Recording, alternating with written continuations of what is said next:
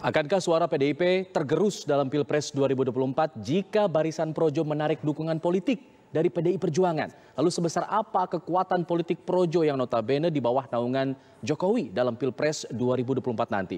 Nah, untuk membahasnya sudah hadir sejumlah narasumber. Ada Ketua Umum Projo Budi Aris Setiadi, pakar politik Hanta Yuda, dan juga nanti kita akan bergabung bersama dengan politikus PDI Perjuangan Bang Effendi Simbolon yang masih kita coba hubungi. Mas Hanta, kalau Anda melihatnya kehadiran Mas Budi Ari, Ketua Umum Projo di Silaturahmi Nasional ini menandakan seperti apa? Posisinya di PDIP juga bagaimana Anda melihatnya? Ya, ini tentu sinyal ya, karena kita tahu Projo bagian dari salah satu mesin pendukung atau relawan pendukung Pak Jokowi. Jadi sejak awal ketika kita mengatakan saya kok ragu Partai Golkar, P3 dan PAN membentuk Barisan Koalisi Indonesia Bersatu tanpa tanda petik ya restu dari Pak Jokowi.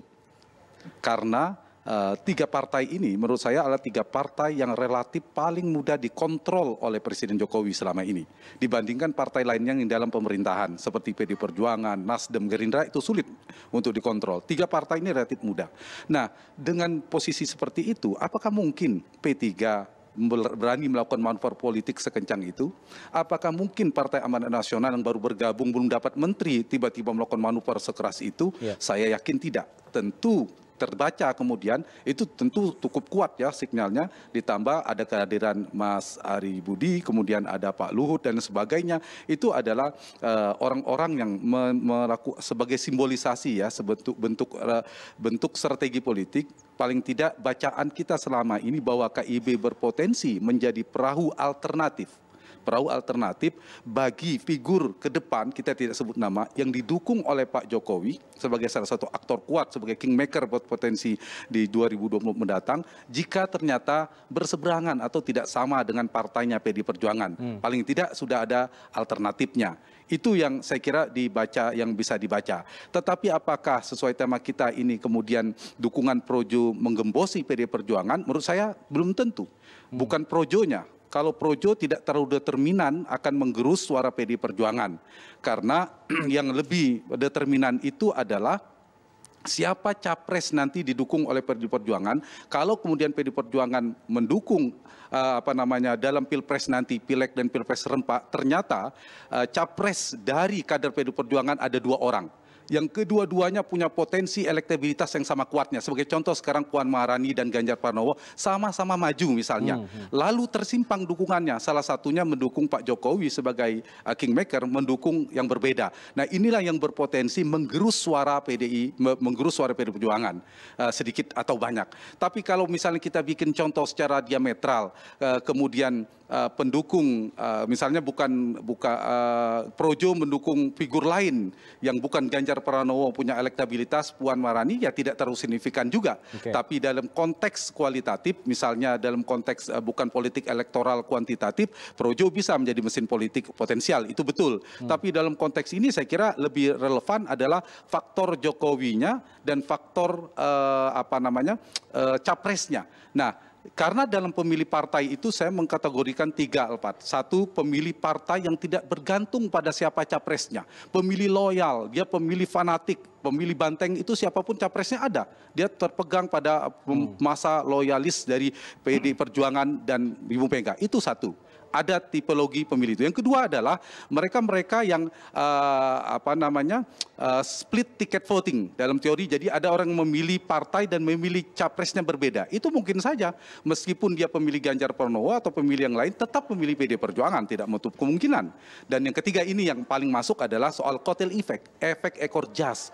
Jadi orang cenderung memilih tipologi memilih seorang calon, memilih partai adalah partai si calon presiden yang dia idolakan, yang dia pilih. Misalnya dia pilih Anies Baswedan. Oh, siapa ya partai yang terasosiasi kuat dengan Anies Baswedan? Kalau dia memilih Ganjar, partai apa yang terasosiasi? Kalau dia PD Perjuangan tentu PDIP. Ini yang memiliki relasi. Tapi di luar itu saya kira hal yang berbeda ya. Yang lebih determinan itu adalah faktor Jokowina dan siapa capres kuat yang didukung oleh Pak Jokowi. Tapi kalau ternyata itu yang terjadi, maka berpotensi terbelah, terpolarisasilah dukungan karena mereka punya basis yang sama di Jawa Tengah. Misalnya kita bisa ada Ganjar itu itu fokusnya di Jawa Tengah, dan kita jangan lupa pemilih Jawa Tengah itu sekitar 17-18% dari pemilih nasional, dan itu basis PDIP dan itu juga basis Ganjar. Bisa terkristalisasi kalau diingkat bersama, juga bisa terpolarisasi, tergerus kalau mereka berpisah. Mas Hanta, menanggapi perumpamaan yang disampaikan oleh Bang Effendi Simbolon, Puan Jokowi atau Puan Anies justru disampaikan?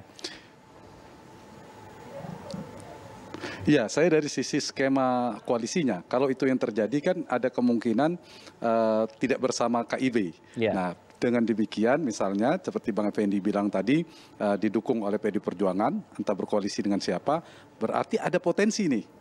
Opsi pertama, kemungkinan pertamanya adalah Ganjar tetap maju, tapi tanpa PD Perjuangan, maju bersama KIB. Jadi soal analisa kemungkinan ini perahu alternatif Ganjar bisa saja terjadi.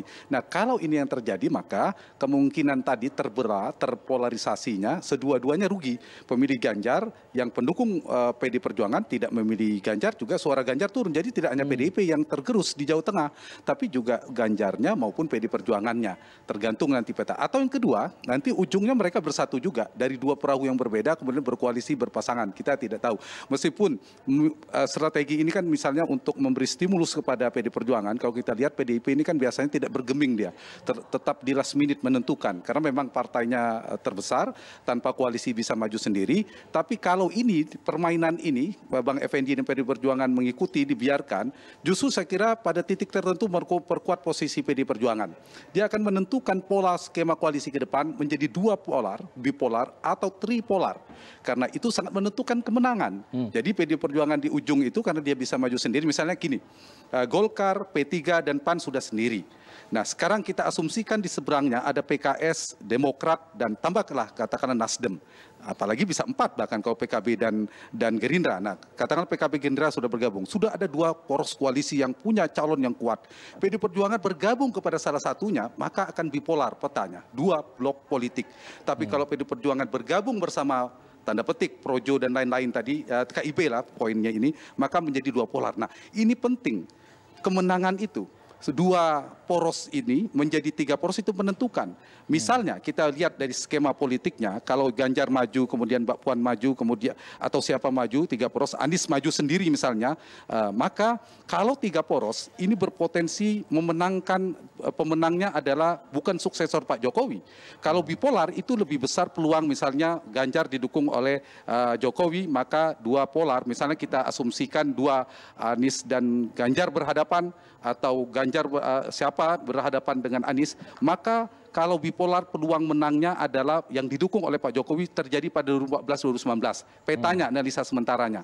Tapi kalau 3 poros misalnya, maka harus diantisipasi terjadi juga seperti DKI Jakarta. DKI itu nanti bisa jadi Ganjar yang didukung oleh Pak Jokowi memenangkan di putaran pertama. Dia pemenang, tetapi tidak melampaui 50%. Masuklah putaran kedua yang kalah ini diasumsikan adalah bukan yang didukung oleh Pak Jokowi. Dia bergeser kepada penantang tanda petik, yaitu kepada Anies Baswedan. Jadi kalau 3 poros, Anies berpeluang memenangkan pertarungan Pilpres. Itu Bang penting, 2 atau 3. Dan Bang Effendi Simbolon dari PD Perjuangan menentukan itu nanti. Terima kasih teman-teman semua sudah berbagi informasi bersama kami di Kabar Petang. Selamat petang. Assalamualaikum.